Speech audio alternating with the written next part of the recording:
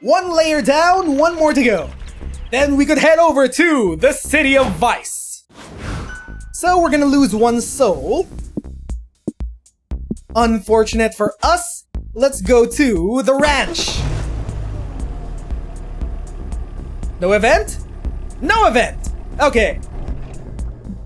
Sunshine, open fields of rolling wheat and pounding hooves. This truly is a horse's paradise. Science has proven there are 3 key activities to do with horses. Question is, which one are you going to do today? Let's go whisper to the horses. You enter the stables only to find a red-headed fuckubus serenely braiding a horse's mane. Oh, visitors! Wait, I know you guys. We went to summer camp together. What brings you to the ranch today? Hey Sawyer, we're on a road trip and just wanted to check this joint out. Nice Dutch braid on that horsey. Thank you. I had a lot of practice. I spend a lot of time with these horses.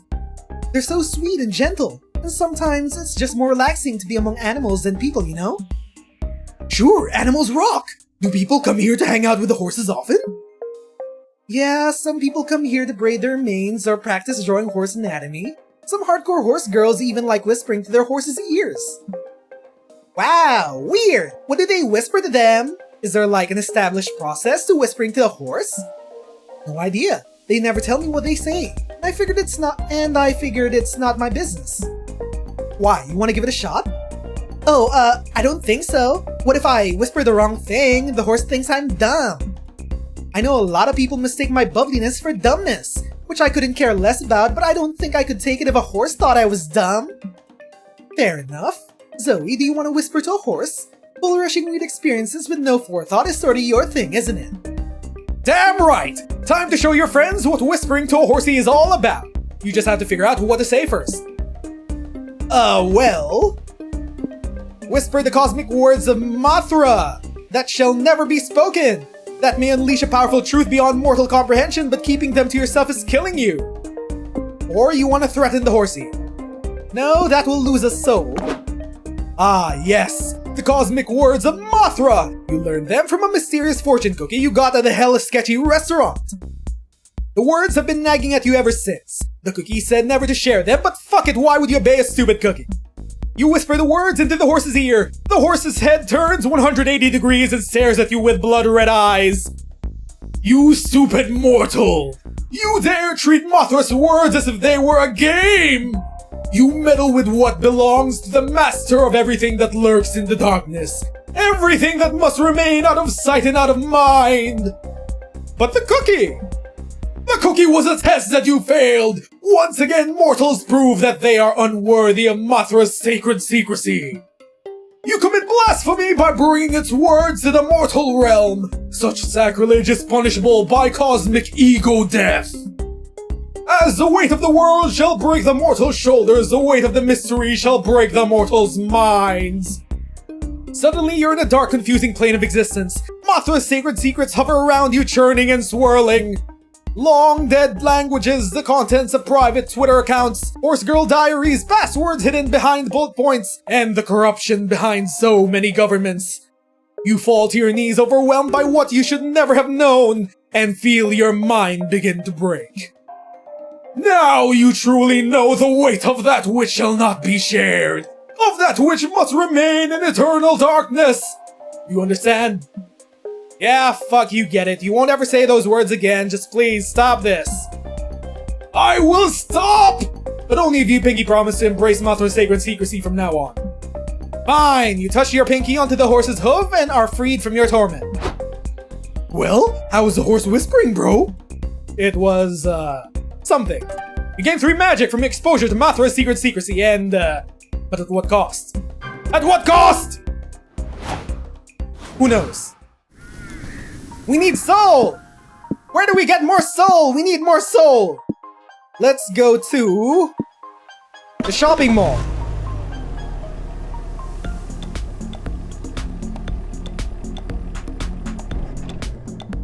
The shopping mall! It's a place where you can sort of shop online, but like offline. You can feel young again by reviving good old ways of having fun. What do? Shoplifting? No thanks, that will remove our soul. No. Arcade. As you and your friends walk around the mall, you see your friend Valerie sitting at the center fountain and texting. She looks up and smiles at you. What's up, guys? Hey Val, long time no see. How's business? It's good, same as always. Selling dangerous totems of ancient deities and used tampons to any fool who's willing to pay. Who would pay for a used tampon? Yeah, who would ever do that? My policy is to never ask where that shit comes from or where that shit goes. Good policy! I also choose not to think about where my poop comes from or goes. Great minds think alike, Scott. Anyway, I'm taking a day off and having fun in the 90s way, celebrating peak non-critical capitalism at a shopping mall. Wanna hit up the arcade with me? Oh, yes! Welcome to my mall, target demographic. Why don't you play the new arcade game we just installed? It is, as the kids say, very lamau. Oh no, it's Bobby Kotick! Sure, what's the game? It's called Cashy Road. You just cross the road to win. Earn bonus points by entering your full name, social security number, and credit card info. All that for an arcade game? What do you even win? Tickets! Lots of tickets! To see the new show I just produced, Ads on Ice! It's a 2.5-hour musical advertisement for ice! I think I'd rather play literally anything else. Zoe, what game should we play first? What do we play? The glitchy off-putting game that seems to be lifted straight from creepypasta? A claw machine where you try to grab porridge, good luck? Or Dragon Heat VR thrusts your senses? The game you don't want to play in front of your parents, or in front of anyone at all for that matter. I think this'll increase hype, this'll increase stamina, this will increase or decrease mind. Let's increase our stamina, question mark. That game? It's such a scam. If you want to waste your money on a scam, at least invest in one of mine. No, I want porridge. I'm really craving it now. Will you win me some, Zoe? Who can say no to those puppy dog eyes? You gather around the claw machine as you try to win. You waste a lot of quarters trying with no success, because it's, loose porridge and you're trying to grab it with a milk claw. Ready to admit it's a scam yet? I know a way to beat the system. How do we win, Val? My stomach can't take any more suspense. Okay, I learned this hack a few months ago from those yummy mall rats that hang around the food court. Watch and learn. With your and Polly's help, Valerie tilts the machine forward so the porridge flows into the prize slot. Here it comes! Scott, put your mouth onto the prize hole! Woohoo! Tastes like month-old oats in plastic! As long as he's happy. And hey, your parents always said you'd never be able to earn your own food as an adult by playing video games, but you sure showed them today. All it took was 3 hours and 3 money to win, basically a bowl's worth of old porridge. But that's 3 stamina nonetheless. Okay. We are slowly running out of soul. This is bad. We need to find more soul friendos before we run out of stats and game over.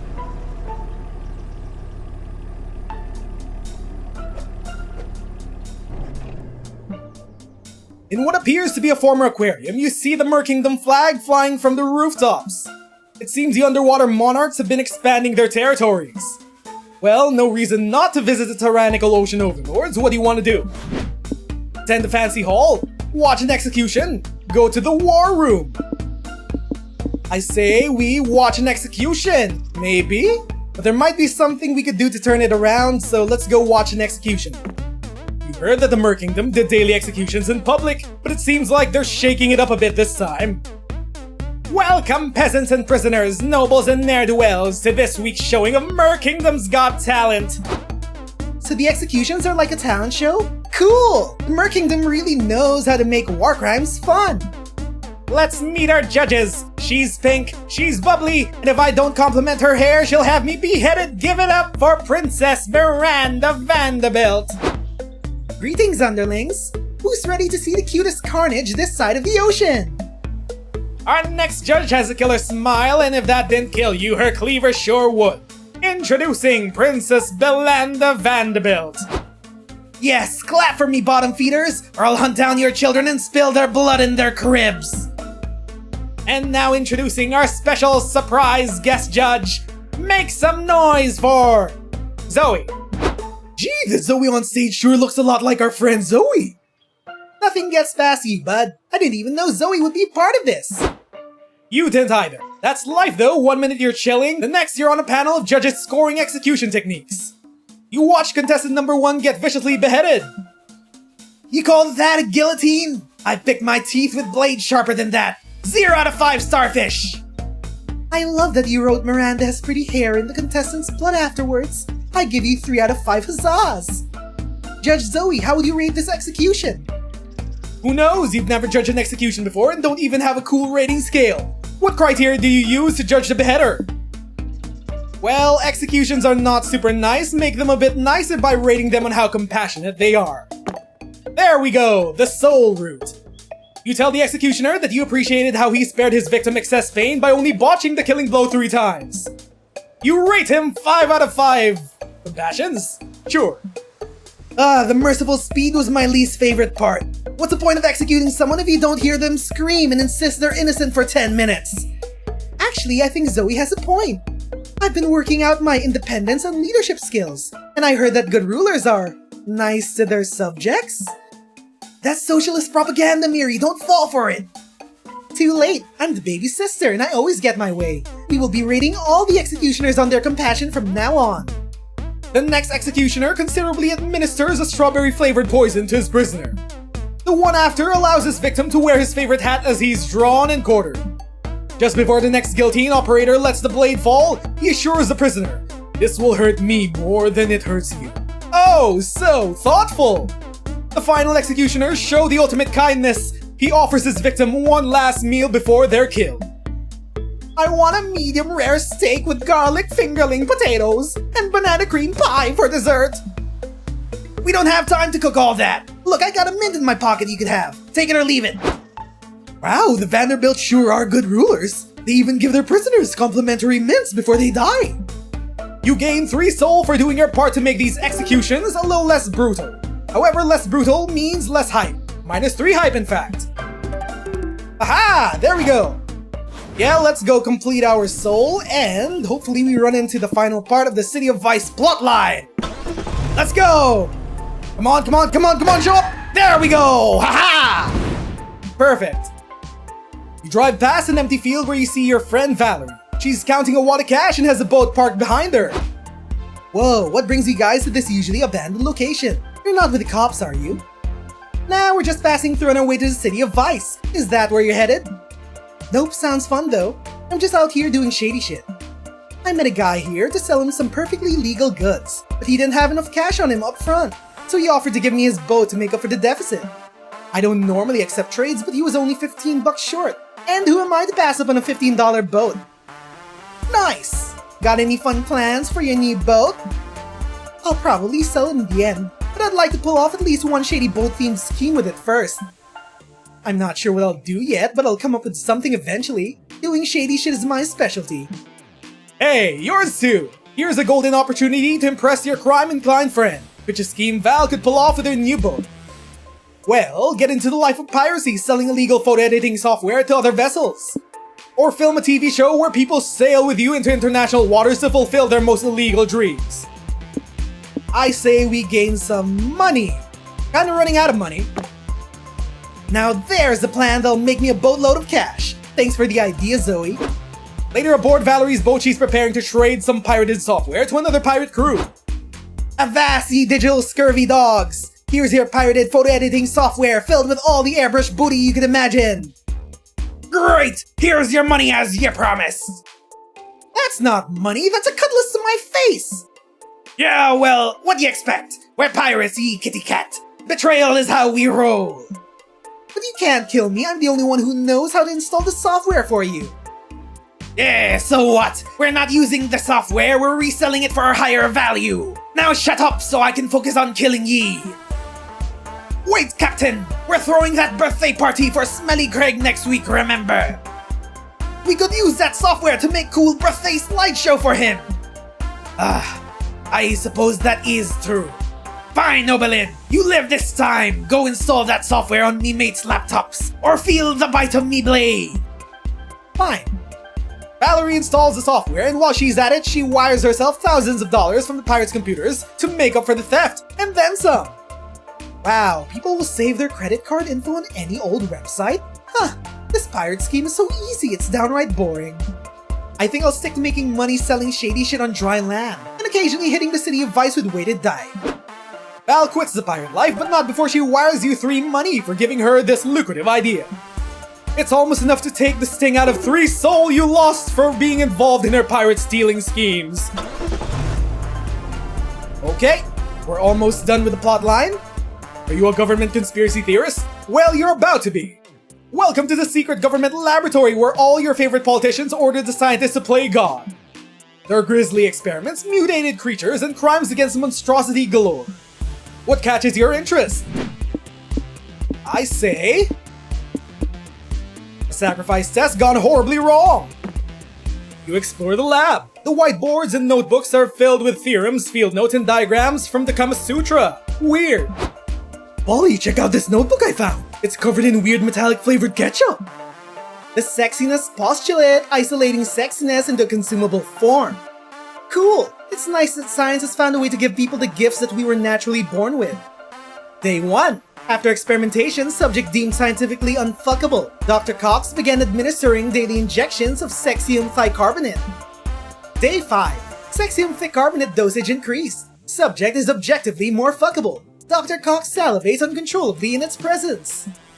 Day 7. Breakthrough. Sexium thicarbonate molecule bonds with sodium chloride. Serum is much stronger now. With new serum, subject excels at sexiness experiments. Cox was physically removed from the building due to twitching. Day 10. Subject escaped. Too sexy. Cox dead. If you find this notebook, run now. Before you can decide whether to heed that blatantly expositive advice, you hear something growling from around the corner. It's terrifyingly... arousing? Evil sexy noises! Holy shit, is that the creature? I didn't know we should fight, flee, or fuck it! Sexy in an I'm gonna kill you and feast on your corpse way noises! What do we do? My head says I don't want to be killed by this monster, but my body says I want to be its chew toy for the rest of my life! This creature is way too sexy to unleash on the monster world. It'd leave nothing but cataclysm and wet panties in its wake. You need to overcome your libido and defeat it before it seduces you all to death. What do we do? Summon the natural adversary of this hot buff creature, a creature with a hot dad bod! Or challenge beauty standards and defend the sexiness of intelligence with a 4-hour-long dissertation on Scandinavian films. We use our magic to summon a creature with a hot dad bod. By brewing a potion of light beer steak sauce and 3 magic, you summon the ultimate dad bod predator. Hi, sport! Oh god, my eyes. Whoa! Wow, they're both so different, but still so sexy. It's almost like sexiness can't be boiled down to one specific body type. Right on, Scott. Sexy comes in all shapes and sizes. Abs are hot, but dad bods are also hot. It's also sexy that the predator obviously doesn't care about keeping a chiseled bod. Self-confidence is always a turn-on. Yeah, and look how much that abs creature is into that dad bod predator. We saved him from his own murderous urges. Gang, I think we just learned a valuable lesson about debunking beauty standards and the importance of... die, sport! Moral of this story is interrupted by the dad bod predator viciously stabbing the abs monster to death. Oh, well, I guess that works too. Fuck it, you're counting this as a win. You gain 3 soul from saving the world from the creature's diabolical abs. Okay, time for the next pit stop. Since we're already more than friends with Vera, I say we plan out our route to make sure we have enough soul for the ending. Holy fuck, none of these have soul. City under attack. We definitely could gain some soul from the city under attack. Okay, final week, friendos. My voice is very coarse from doing all these voices. But I want to get you guys the perfect ending. Let's do it. To the city under attack! We gonna run into a plot line? No? Okay. Burning buildings, screaming people, and an eardrum of shattering roars. There's no question about it, the kaiju is attacking the city. Not sure why he decided to visit the city, obviously experiencing a deadly event. But then again, I don't know why I expected logic from you anymore. Nevertheless, you need to protect yourself from death by giant reptile. What do? Evacuate the city. You wisely decide today isn't the day to play the hero. Better to take the more practical approach and help people escape the kaiju. But there's a problem. Everyone, get your butts out of the city now! I don't know if you noticed, but there's a fuck-normous kaiju here to kill you! Oh, great. Don't tell me you kids have fallen for it too. Fallen for what? Did somebody do a prank on us and I didn't notice? We'll get those suckers next time. It's not a prank, you moron, it's a conspiracy! The government only wants you to believe there's a kaiju destroying our town and eating our loved ones. It's obviously a nationwide cover-up for the radioactive chemicals they put in our vaccines these days. You sheeple need to open your eyes. Besides, the threat of kaijus is overblown. The leftist media is obviously pushing kaiju panic to push an agenda. They're using feelings over facts. You need to get your facts from a real news source, like my podcast, where I report on every thought I've ever had about what women's arms should look like. I don't even think Ben Shapiro's ever seen his wife's coochie. That man is maidenless. Zoe, these people suck. Are you sure we can't just let the kaiju eat them? It's tempting, but you already decided to be the bigger person today. You just need to find the force stronger than common sense to drive these citizens out. Build a super long water slide that leads far outside the city limits. Or gentrify the city, forcing the remaining population to move away. This will use money or stamina. One of two. It's not going to be cheap, but it might just work. It's a good thing Scott and I had some cash saved up for a water slide emergency. Okay, it's gonna lose us money. Oh, I love water slides as much as I love owning the libs. Says Ben Shapiro. Where can I find this giant tube of fun? It's the only tube I'll ever get to insert myself into. Are you a city dweller who's bored of cowering in fear at home? Are you looking for an aquatic getaway right now? Then look no further than the city's latest attraction, the world's longest evacuation water slide. It's fun for the whole family. It's super long. Where does it end? No one cares. Water slides rock.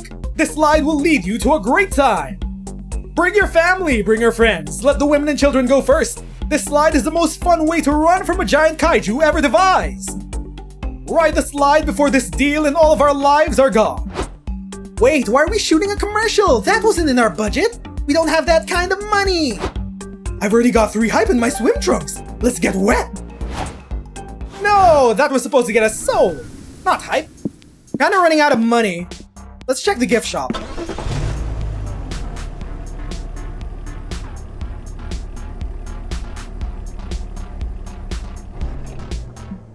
What sort of gift shop even is this? Just a pop-up stand in the middle of the desert? And what are these products for sale? What are they for? What are they even made of? Well, this is definitely weird, but you might as well... What do we do? Invest in this clearly booming business.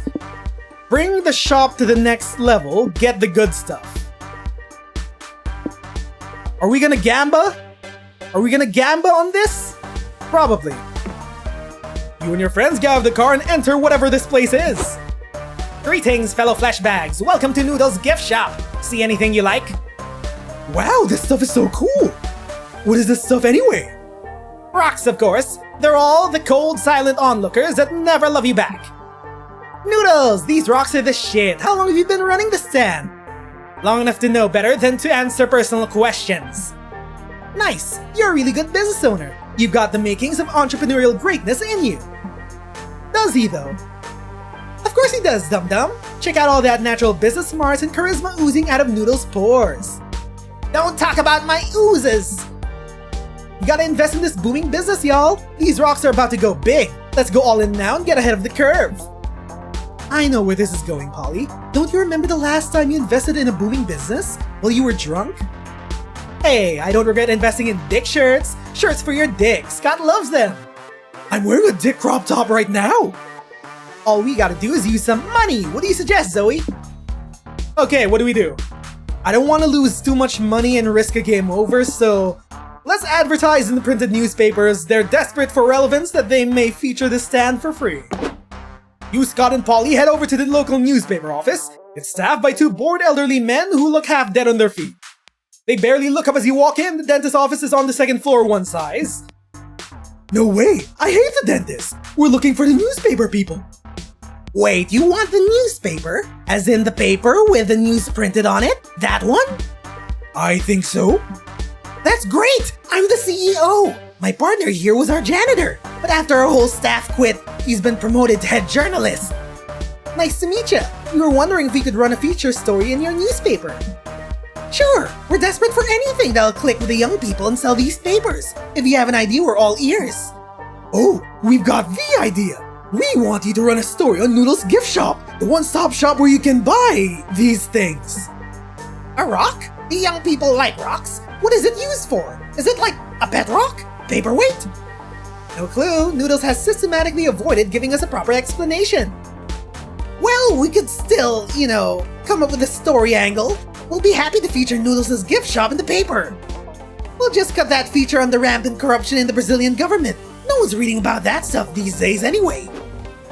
You're sent a copy of the feature a few days later. It's boring as fuck. No wonder this medium is dead. You lose 2 hype.